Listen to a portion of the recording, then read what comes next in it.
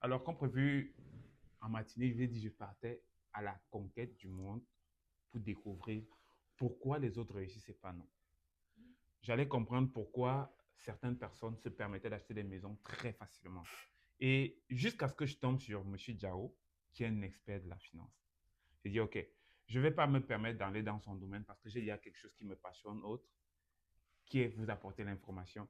J'ai dit, Monsieur Diao, est-ce que vous permettez qu'on dise au monde comment on fait pour s'acheter une maison? Alors, je vous présente Monsieur Diao. Monsieur Diao, bonjour. Bonjour, comment Ah, tu vas? je vais très bien Ok. vous-même. Voilà, j'ai décidé de venir vous rencontrer aujourd'hui parce que je veux connaître et je veux partager au monde quels sont les moyens d'acquisition d'une maison. C'est quoi même être un investisseur? C'est quoi quelqu'un qui va acheter une propriété? Parce que moi, je ne connaissais pas jusqu'à ce que je vous rencontre, mais ce que vous m'aviez dit, je ne suis pas sûr de bien le raconter comme vous.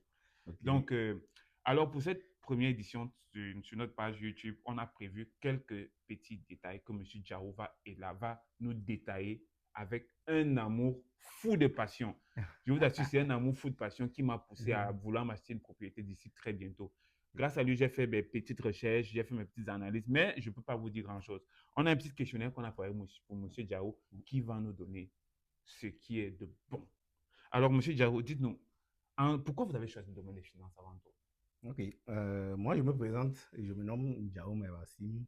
Je suis coach et conseiller en sécurité financière. Mhm, Donc, je suis arrivé au Canada il y a de cela 8 ans. mhm, Et ce qui a été difficile pour moi, c'est de savoir que plus on travaille, plus on gagne au Canada et plus on a peu pour soi. Ça veut dire quoi? On a beaucoup de taxes, beaucoup d'impôts, tout ça. Et avec mon background d'ingénieur, je me suis posé la question, mais comment ça se passe? C'est quoi ce pays? C'est quoi la réalité financière, la fiscalité autour de ce pays? Et j'ai commencé à faire des recherches. mhm. Donc, justement, quand j'ai fait des recherches, j'ai demandé à beaucoup d'experts, vous qui êtes au Canada il y a longtemps, comment on peut garder plus d'argent pour soi et pouvoir investir, pouvoir réaliser ses objectifs? Parce que quand on vient au Canada, c'est sûr qu'on a des objectifs clairs. Oui, oui, on n'est pas parti de Donc, nos pays pour venir en balade c'est quand ça. même. Donc, quand on arrive ici et on regarde la réalité et ce qu'on s'est projeté, c'est le jour et la nuit. Donc, on ne s'en sort pas. On est là, on lutte et finalement, on se pose la question, est-ce que j'ai fait le bon choix? Donc, j'ai constaté cela en discutant avec plusieurs personnes aussi de la communauté d'immigrants. Et Mhm. justement, je voyais que je n'étais pas le seul. Donc, tout le monde avait la même problématique. Les gens avaient de la misère avec les impôts, les taxes. On n'arrive pas à épargner. On veut acheter une maison, mais on ne sait pas par où commencer. On veut investir ou planifier les études de nos enfants. On se pose mille et une questions. Donc, ça a été le déclic qui m'a amené à me lancer dans cette Donc, opportunité de carrière dans les finances. vous avez décidé d'être la voix des sans-voix. C'est en plein ça. Exactement. Ok, dites-nous, l'importance de comprendre le profil financier, c'est quoi? Pourquoi il faut comprendre un profil financier? C'est très important le profil financier, ok, parce que ça permet d'établir le portrait, ok, d'une famille ou d'un individu en fait. Mm. Donc, quand on prend une personne, il faut d'abord identifier clairement c'est quoi son profil financier. Attends, je me suis mêlé un peu. Je, je ne m'attendais pas. Ah, Ok. ne vous en voulez. C'est ça donc la Non, différence avec des gens après tu qui vas sont couper, très hein. instruits. Parce que les gens qui sont très instruits, parfois, ils veulent tout nous donner en un, mais on va laisser Monsieur Diaou bien nous recommencer ça. Parce que moi, quelque part, je me suis mêlé aussi, mais je sais que Monsieur Diaou a beaucoup à nous apporter. Mais est-ce que vous pouvez recommencer un peu? C'est quoi le profil financier? Ok, en fait, le profil financier, c'est vraiment un outil qui permet aux conseillers de Mhm, pouvoir faire le portrait mhm, clairement d'une famille ou d'un individu. Donc, qu'est-ce qu'on va aller regarder? On va aller regarder qu'est-ce que la personne a comme revenu ou quels sont les revenus de la famille. On va aller regarder est-ce qu'ils ont des dettes, est-ce qu'ils ont des investissements, des actifs, des passifs. Donc, c'est vraiment un portrait dans le temps à un moment donné. Et quand on dit un portrait à un moment donné, ça veut dire que le profil financier n'est pas figé dans le temps. Il peut évoluer. On peut être endetté à un moment donné et après, on peut adopter des stratégies qui peuvent nous permettre de sortir de l'endettement. mhm. On peut arriver au départ, on n'a pas d'épargne, on n'a pas d'immobilier, on n'a pas de maison. Et avec le temps, on va commencer à mettre de côté ou on va commencer à investir aussi. Donc, le profil financier, vraiment, c'est quelque chose qui permet de voir, OK, quel est l'état actuel des finances d'une famille à l'instant T. Mhm. Alors, en quoi est-ce important un profil financier? Un profil financier, c'est très important parce que ça va permettre déjà à la famille de voir est-ce que on est en train d'aller vers nos objectifs. Mhm. OK? Parce que, veut pas, quand on arrive au Canada, la plupart des familles que je rencontre, c'est quoi Mhm. leur objectif? On veut acheter une maison, on veut pouvoir avoir notre propre entreprise, on veut donner une bonne éducation à nos Nos enfants. enfants. Donc, on se dit que le modèle d'éducation canadien est l'un des meilleurs au monde, Mhm. mais en arrière-plan, ça coûte cher. OK? Donc, si on n'a pas un profil financier clair, avec des objectifs, avec des investissements, avec un plan pour les études des enfants et surtout un plan pour la protection de la famille, la protection des revenus et aussi euh, investir durablement, on ne va pas atteindre nos objectifs. Donc, c'est tellement important d'avoir ce profil-là et de le comprendre et surtout de le mettre à contribution, donc de l'engager, de le mettre en action. Mhm. Parce que ça ne sert à rien d'avoir un portrait financier et ne pas vouloir l'améliorer ou ne pas vouloir aller encore vers quelque chose de meilleur. Donc, c'est très important. OK. Et Monsieur Diao, j'ai remarqué tout à l'heure que quand vous parlez quand vous avez en face quelqu'un comme moi qui vous connaît, tellement vous voulez m'apprendre que vous vous emballez un peu. Mais je pense que les auditeurs, les gens qui nous écoutent, je pense qu'ils auront beaucoup à apprendre à venir dans votre entreprise, prendre beaucoup, beaucoup de conseils. Parce que moi, comme vous m'aviez convaincu avec votre associé Anaïs, je pense que j'aurai beaucoup à apprendre. Mais on ne va pas s'arrêter là, on va évoluer avec une autre question qui m'a aussi un peu fait beaucoup réfléchir. Quel critère permet d'évaluer la qualité d'un bon profil financier, OK. qu'il soit bon ou mauvais? Quels sont les critères qui permettent d'évaluer ce profil? OK.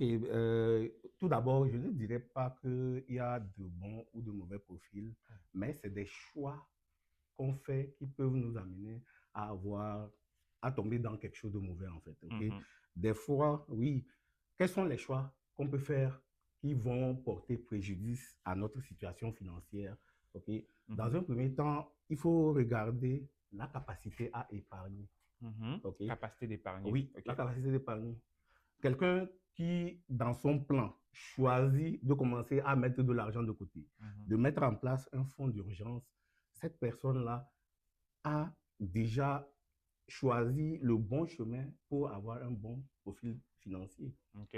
Mais quelqu'un qui vit d'une paye à l'autre, il ne fait que dépenser. Ouais. Est-ce que tu vois? Oui. Donc, de temps en temps, il ne fait que dépenser tout le temps. Tout ce qu'il rentre, il dépense. Ça, c'est quelque chose qui va être porté préjudice à ses objectifs plus tard. Donc, la capacité d'épargner, c'est quelque chose qui est important. Et aussi, on va parler de l'endettement. OK? L'endettement, c'est quelque chose qui est aussi très répandu dans notre communauté. Mhm. OK? Les gens vont avoir quelqu'un qui est conscient, qui veut avoir un bon plan financier. Qu'est-ce qu'il va faire? Il va utiliser moins sa carte de crédit. OK? Il va avoir moins de dettes. Mais la plupart des gens, qu'est-ce qu'on constate? Ceux qui ont un mauvais profil financier, c'est que on dépense énormément sur notre carte de crédit.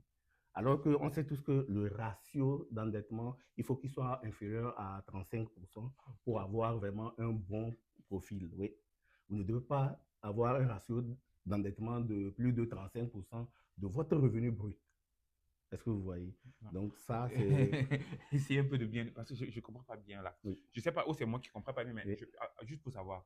Donc, si je gagne comme 1000 $ oui, et que j'ai une carte de crédit de par exemple 1000 $, oui, je ne dois pas dépasser 35% de l'usage de ma carte de crédit. oui, Ah, ok, oui. ok. Même ton revenu lui-même, les Mhm. 1000 $ que tu dépenses, tes factures, tout ce que tu payes, normalement, ça ne doit pas dépasser 35%. Ok. OK? Donc, c'est ça. Mais on n'a pas une idée. Même quand je parlais de l'épargne tout à l'heure, la tradition veut ou le, les règles normales veulent qu'on mette au moins 10% de notre épargne. On doit adopter une stratégie de se payer nous-mêmes en premier. Est-ce que tu vois? Donc, dès qu'on reçoit notre salaire, avant que toute dépense ne passe, si on veut avoir une bonne situation financière, déjà, on va mettre 10%. Donc, ça veut dire que si je reçois 1000 $, il faut que je mette 100 $ dans l'épargne à chaque fois. Si on fait ça automatiquement, ça devient intéressant pour nous de pouvoir avoir un très bon profil d'investisseur. Ok. Ensuite, on va parler de l'historique de crédit. Oui, oui, oui, oui, oui, oui, L'historique de oui, crédit, oui. c'est quelque chose qui est très important.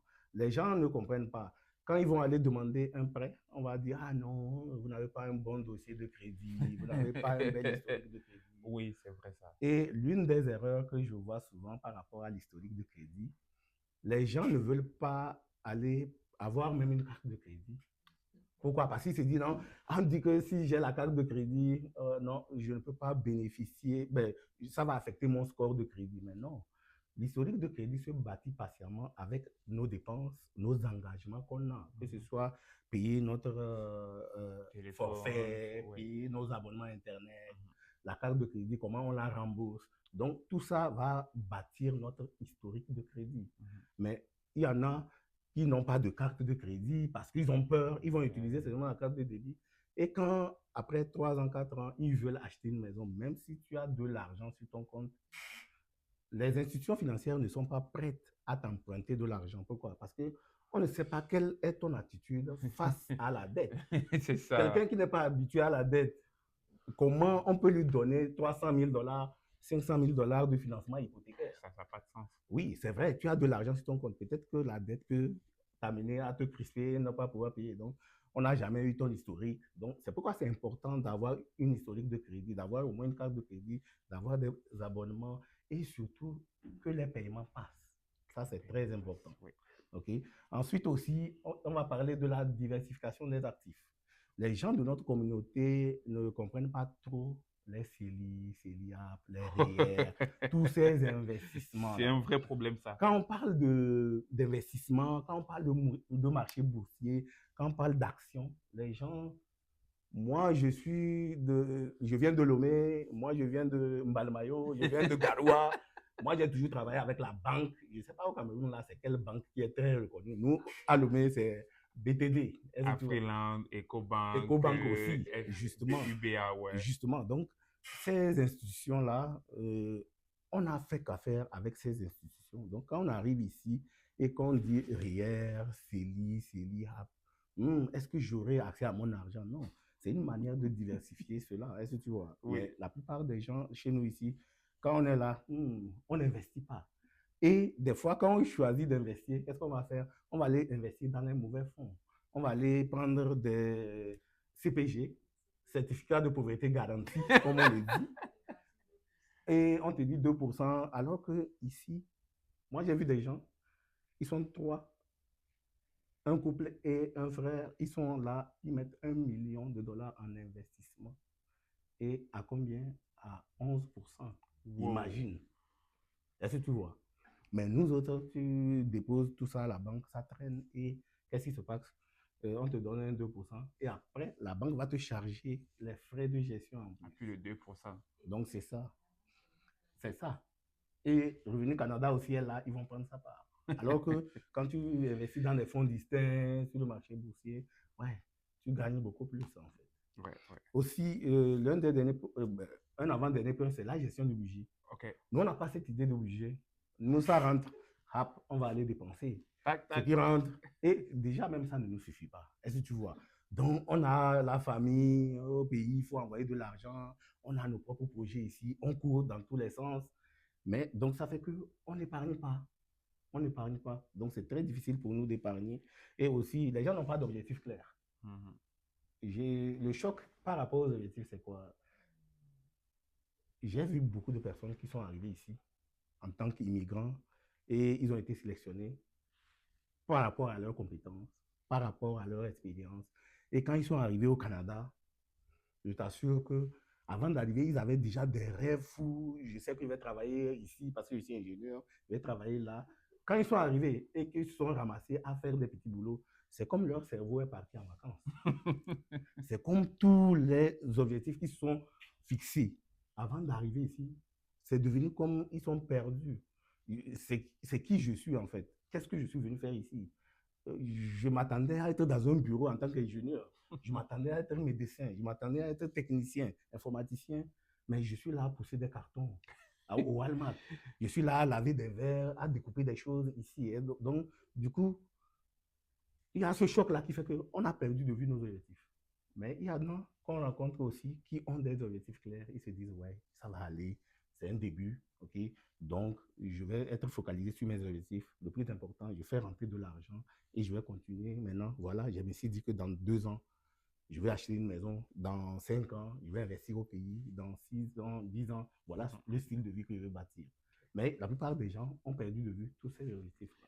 En tout cas, tout à l'heure, on fera un petit cas de figure. Vous allez nous démontrer un peu comment ça se passe là. Vous allez donner un profil de quelqu'un là. Mm. Allez, bravo.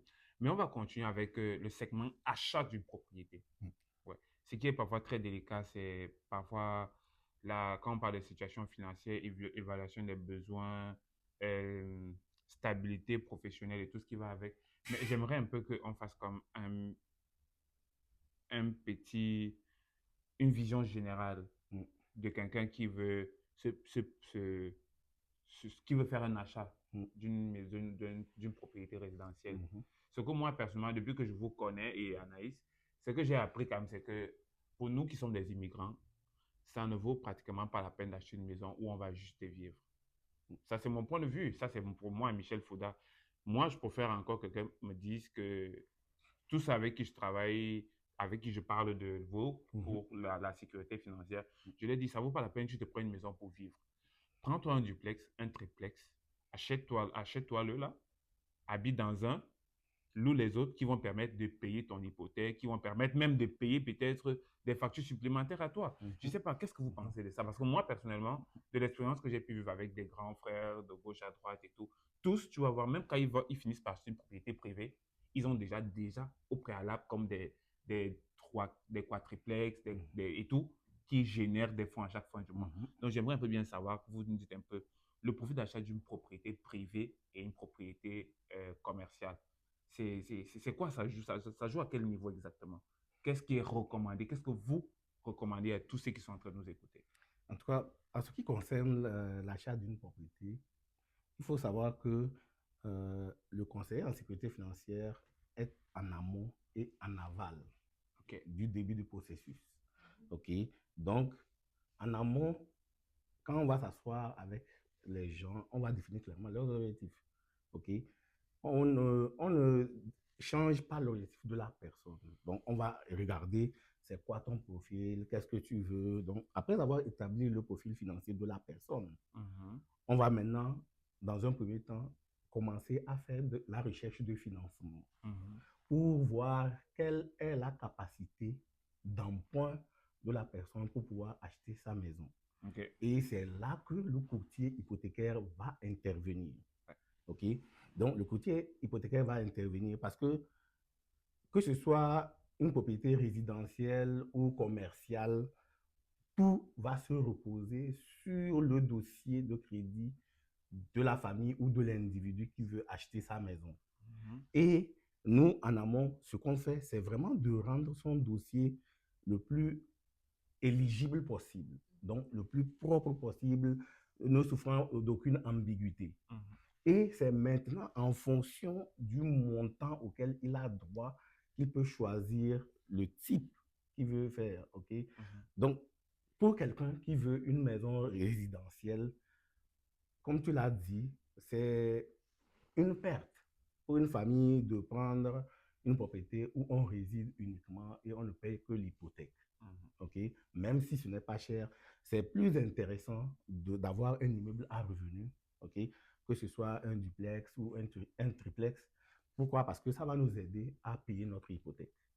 Dans un premier temps aussi, on a des taxes foncières, des taxes d'habitation, on a beaucoup de dépenses qui Panoplie de taxes, vraiment. entourent le financement. Okay? Et sur ce point, c'est important de comprendre que il faut vraiment qu'on arrête d'acheter une maison juste pour habiter. Tu peux habiter dans une maison pendant 25 ans. À moins que tu aies pour ambition d'acquérir une deuxième propriété pour la mettre en location. Ça aussi, oui, ça va demander beaucoup de moyens et un peu de temps. Mais généralement, si on est dans une grande ville où il y a beaucoup de sollicitations, je pense que c'est intéressant d'aller vers des duplex, des triplex. Bien, aujourd'hui, je vais vous montrer qu'est-ce qu'on fait concrètement quand on rencontre une famille pour établir son profil financier Donc, dans un premier temps, on va rencontrer la famille. S'ils sont en couple, on rencontre les deux en présentiel ou par Zoom. Mais s'ils ne sont pas en couple, si c'est une seule personne, on va rencontrer aussi la personne. Et la première des choses, on va les identifier. OK? Donc, on arrive, on voit le couple. Est-ce qu'ils ont des enfants? Ils sont combien? Et du coup, regardez, on prend l'exemple d'un couple XY avec deux enfants qui ont un revenu chacun. Donc, dans un premier temps, quand on va s'asseoir avec eux, on va chercher à comprendre c'est quoi leurs objectifs. OK? Donc, généralement, on va voir dans un premier temps c'est quoi leur objectif. Parce que c'est ça qui va permettre d'aller vers leur plan financier. Et on va lister 5 objectifs principaux. Donc, chacun, 2, 3, 4, 5 objectifs. Même chose pour le monsieur. Généralement, ce qu'on voit, c'est que on a des objectifs différents en fonction de tout un chacun. Ce que je constate souvent, c'est que les dames veulent toujours investir pour les études des enfants. Elles vont vouloir avoir une maison, elles vont vouloir payer moins d'impôts comme tout le monde. Mais les hommes, généralement aussi, c'est avoir un revenu supplémentaire, payer moins d'impôts et investir, protéger la famille aussi. Donc, quand on définit ces objectifs, ensuite, on va aller regarder c'est quoi leurs objectifs de retraite. OK? En termes d'objectifs de retraite, on va chercher à voir c'est combien ils veulent avoir à la retraite. Donc, si c'est 100 000 dollars ou 200 000 dollars, ils nous disent c'est combien ils veulent avoir à la retraite. Et on va aussi chercher à savoir quel est l'âge de retraite qu'ils veulent, l'âge auquel ils veulent prendre leur retraite. Donc, que ce soit au plus tôt ou au plus tard. Donc, généralement, l'âge de retraite ici au Canada, c'est 65 ans. Et quand on pose la question à la plupart des personnes disent non, moi, je vais prendre la retraite en bas de 65 ans parce qu'il faut que je profite de la vie. OK? Ces deux informations sont importantes pour nous en tant que conseillers parce que ça va nous permettre de définir le numéro d'indépendance financière d'une famille ou d'une personne. Parce que après la retraite, il faut que la personne puisse vivre de ses revenus de retraite et de ses investissements. Donc, du coup, avec son âge et l'âge de retraite probable, on peut projeter et savoir c'est quoi le montant d'épargne qu'il doit mettre en place jusqu'à atteindre sa retraite. Okay? Après ça, on va aller regarder c'est où est-ce qu'ils travaillent, c'est quoi leur métier, okay? Le travail, et c'est dans quel domaine, pour voir s'ils ont une stabilité professionnelle. Donc, on va aller regarder là où ils travaillent. Et après cela, quand on a eu les objectifs de retraite, quand on connaît leurs revenus, quand on connaît leur emploi, leur situation professionnelle, on vient dans un autre moment aussi chercher à comprendre la plupart de leurs dépenses. C'est quoi leurs dépenses? Donc, dans un premier temps, on va aller regarder est-ce qu'ils ont une maison? Est-ce qu'ils l'ont acheté? Ils l'ont loué? Est-ce qu'ils ont une voiture? Est-ce qu'ils font des paiements mensuels? Est-ce qu'ils ont loué leur voiture? Ils l'ont acheté? Donc, on va regarder ces premières dépenses-là. Après ça, on va aller regarder les revenus, ben les épargnes, okay? Les actifs plutôt. On en a parlé tantôt dans la vidéo plutôt. On va aller parler des actifs. Donc, on va aller regarder leur compte courant, c'est où? Est-ce qu'ils ont un compte courant? Avec quelle institution? Est-ce qu'ils ont un fonds d'urgence? OK, un fonds d'urgence. On va aller regarder ça. Ensuite, on va aller regarder aussi, est-ce qu'ils ont des épargnes? Et après ces épargnes-là, on va aller regarder aussi REER, OK, CELI, maintenant le CELI App aussi qui est en place. On va regarder le CELI App. Et après, on va regarder aussi les cartes de crédit. Est-ce qu'ils ont des dettes? Donc, les cartes de crédit, que ce soit Visa, Mastercard, tout ça. On va aussi regarder, est-ce qu'ils ont des prêts? Est-ce qu'ils ont des prêts? S'ils ont des prêts, est-ce qu'ils ont une marge de crédit? On va regarder aussi la marge de crédit. Donc, après avoir regardé tous les actifs, les passifs, on va aller regarder les dépenses mensuelles. C'est quoi ils ont comme dépenses? Donc, en termes de dépenses, généralement, on va regarder quoi? On va regarder c'est quoi ils payent comme carburant. le manger, ok? Parce que l'un des postes les plus importants pour une famille, c'est le manger, le poste de dépense le plus important. On va regarder Internet, c'est combien ils payent Internet. On va regarder les cellulaires. On va regarder si ils payent le transport, ok? Pour ceux qui n'ont pas de voiture, est-ce qu'ils ont des abonnements d'autobus? On va regarder les assurances, auto et habitation. Auto et habitation. Donc, toutes ces dépenses-là, ça va nous permettre de voir ici, par mois, c'est combien ils dépensent. OK?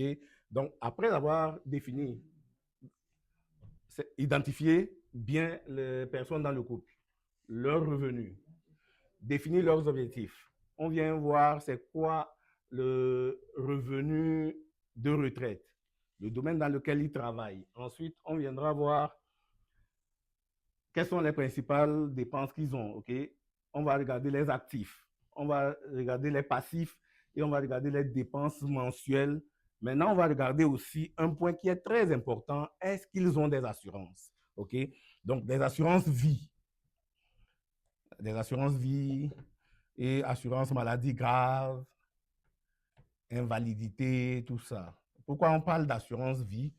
Parce que les gens pensent que l'assurance vie, c'est un produit dont on ne peut bénéficier qu'après le décès. Donc, ça veut dire que si on a une assurance vie, il faut qu'on décède avant que la famille reçoive la prestation. Donc, du coup, très peu de familles sont enclins à prendre des assurances vie. Alors que si on regarde bien, qui sont ceux qui assurent toutes ces dépenses-là, toutes ces charges, ces entrées de revenus? C'est monsieur et madame. Donc, ça veut dire que si jamais un n'est pas là, ça veut dire toutes ces dépenses qu'on a ici, toutes ces charges, le loyer, tout ce qu'il y a, tout cela va reposer sur une seule personne. C'est pourquoi c'est important que dans le profil financier, on puisse identifier clairement est-ce qu'il y a des assurances vie, est-ce qu'il y a des assurances maladie grave, est-ce qu'il y a des assurances invalidité. Donc, une fois qu'on a rentré toutes ces informations, ça va nous donner deux informations importantes sur le portrait financier de la famille. On va avoir leur revenu net, on va avoir leur bilan net. OK? Donc, ça va nous permettre de voir est-ce qu'ils ont un bilan positif. OK? Est-ce qu'ils ont un bilan positif ou négatif? Parce que généralement, quand je rencontre des gens, il y en a, tu vas voir après, toutes les dépenses et les informations, il y en a qui sont à moins $500. Il y en a qui sont à moins $2,000, moins $3,000. Mais par contre, on a des gens aussi qui sont à plus 10 000, 50 000. Ça veut dire que oui, ils ont suffisamment de fonds. OK? La deuxième information qu'on va regarder, c'est le revenu discrétionnaire. C'est quoi le revenu discrétionnaire? On va regarder le revenu net mensuel moins les dépenses nettes mensuelles. Les dépenses nettes mensuelles, souvenez-vous, on a mis les dépenses ici. Le carburant, le manger, Internet, cellulaire, transport, les assurances auto, habitation, qui sont des dépenses nettes mensuelles. Et aussi, on va regarder le loyer ou l'hypothèque. Donc, si on fait la somme entre les revenus nets moins les dépenses mensuelles, ça nous permet maintenant d'avoir le revenu discrétionnaire. Et ce revenu discrétionnaire-là nous montre la santé financière d'une famille. Ça voudrait dire que chaque mois, est-ce que si c'est négatif, si on est à moins $1,000, ça veut dire qu'il y a un problème ici. Il y a un problème, pourquoi? Parce que ça veut dire que les revenus mensuels ne sont pas capables de supporter les dépenses mensuelles. Donc, du coup, la famille est en train de s'endetter et du coup, on voit qu'ils vont être en train d'utiliser plus les cartes de crédit pour supporter leurs dépenses. Mais si ce revenu discrétionnaire est positif, donc ça veut dire qu'on a une bonne santé financière, qu'on a de bons plans d'investissement et que nos revenus sont largement supérieurs à nos dépenses. Et c'est quelque chose qui est très important dans le cadre d'avoir un plan financier adéquat. OK? Donc, tantôt dans la vidéo en amont, on avait parlé d'avoir un bon plan financier. C'est quoi les critères pour avoir un bon plan financier? Je peux vous résumer ça ici. À partir du moment où votre revenu discrétionnaire ici est positif et que vous avez un bilan aussi qui est positif, guys, je peux vous assurer que votre profil est très bon. Et après cela, on peut envisager, voir, OK, quels sont les postes de dépenses qu'on peut éliminer, OK? Parce que notre rôle n'est pas seulement de prendre les informations pour les prendre. Après avoir pris toutes ces informations, qu'est-ce qu'on fait? On va faire une analyse, OK? Le but de cet exercice, c'est d'analyser la situation de la famille pour voir est-ce que, oui, s'ils ont des REER en place, est-ce que c'est bien investi? Est-ce que ils ont trop de dépenses aussi? On va aller regarder c'est quoi les dépenses. Est-ce qu'il y a trop de superflu? Est-ce qu'ils paient plus cher? Est-ce que leur revenu est suffisant pour la charge de dépenses qu'ils ont? Et dans les revenus, on va aller regarder quoi? On va aller regarder que ce soit les revenus d'emploi, les allocations, toutes les sources de revenus doivent être incluses dans la collecte de ces informations-là. Et ça nous permettra d'avoir vraiment un aperçu réel de leur situation. Et une fois cet exercice qui a été fait, qu'est-ce qu'on fait? Nous, on va rediriger la famille vers le courtier hypothécaire qui va les aider à déterminer c'est quoi leur capacité d'emprunt. Et en ce moment, on va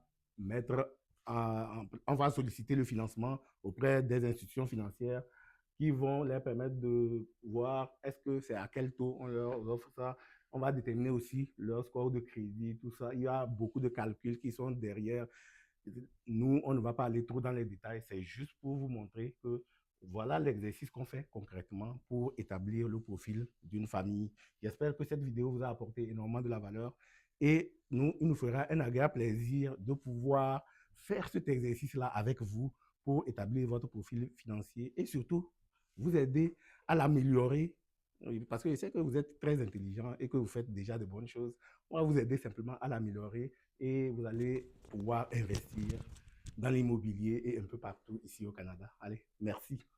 Alors, avant de partir, comme on vous a dit, avec M. Diao, qui est un expert dans le domaine des finances et dans le domaine de la sécurité financière, pour tout problème, vous n'avez qu'à laisser vos noms, vos coordonnées pour qu'on puisse vous envoyer des liens pour que vous puissiez participer à son webinaire qu'il organise presque chaque fin du mois. Vous pouvez faire partie de son équipe pour connaître comment ça fonctionne.